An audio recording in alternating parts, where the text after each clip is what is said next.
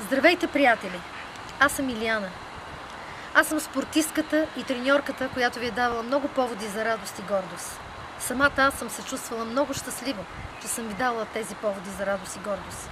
От спечелените медали из целия свят за България. За вас и за нашата прекрасна страна. Защо започнах да се занимавам с политика? Защото вярвам, че всеки един от нас трябва да бъде отговорен към страната си, към семейството си, към себе си, към приятелите си. Трябва да промениме нашата страна. Трябва да се чувстваме по-уютно тук. Да ни е приятно да седиме, да работиме, да се развиваме и да получаваме онова, което сме заслужили. Вярвам, че това може да стане само ако се обединим, ако си подадем ръце, ако се обърнем към вярата, любовта, отговорността, морала. Нека махнем омразата от нас.